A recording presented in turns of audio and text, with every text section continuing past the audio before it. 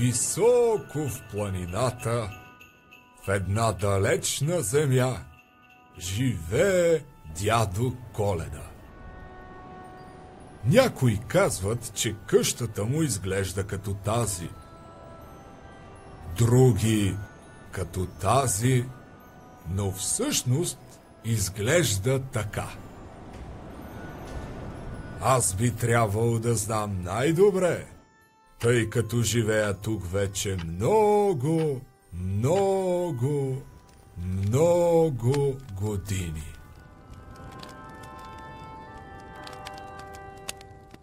Хо-хо-хо! Здравейте, деца! От градина Синчец. Това съм аз, дядо Коледа. Добре дошли в дома ми, деца. Да не мислите, че съм ви забравил, деца прекрасни. Хо-хо-хо! Ами не съм, разбира се. Напротив, елфите ми разказаха чудесни неща за вас. Колко добри сте били само през изминалата година. Браво, деца! Много се гордея с вас. А всъщност, знаете ли как разбирам дали сте слушали през годината? Тук в Лапландия разполагам с една огромна библиотека. В нея всяко дете по света има специална книга, в която елфите записват добрите и лошите му дела през годината. И ако добрите дела са повече, значи детето е заслужило своя подарък. Но къде е вашата книга? Кажете на елфа малечко да ми донесе голямата им книга.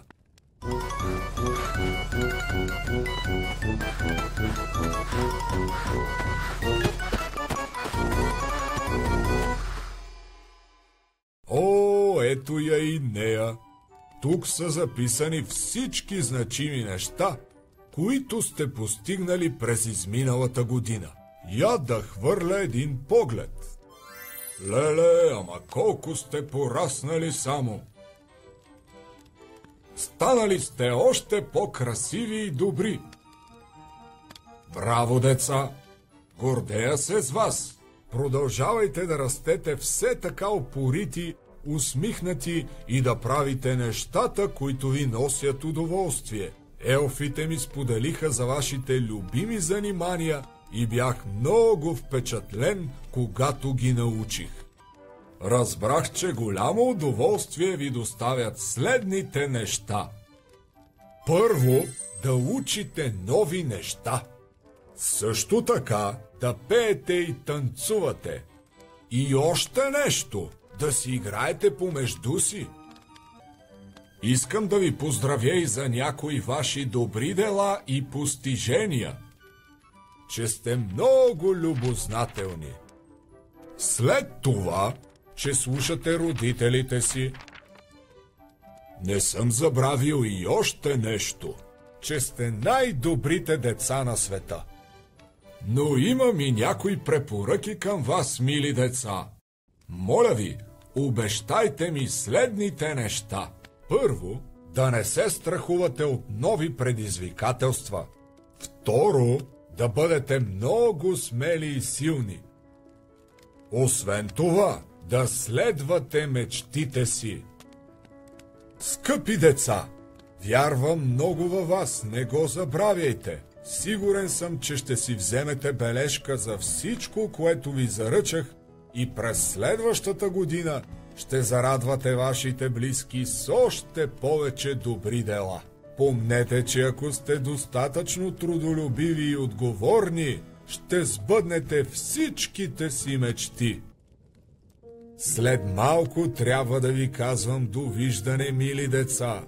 Ще отида да помогна на елфите, които в момента приготвят подаръците за децата. Има още малко време до Коледа и тук трябва да работим усилено, за да може всяко едно добро дете да получи своя подарък. Елените изяждат последните си дажби от вълшебна храна, за да имат сили за дългото пътуване, което ни очаква. Те също като мен са изключително развълнувани, защото тази Коледа ще зарадваме повече деца, дори от миналата година.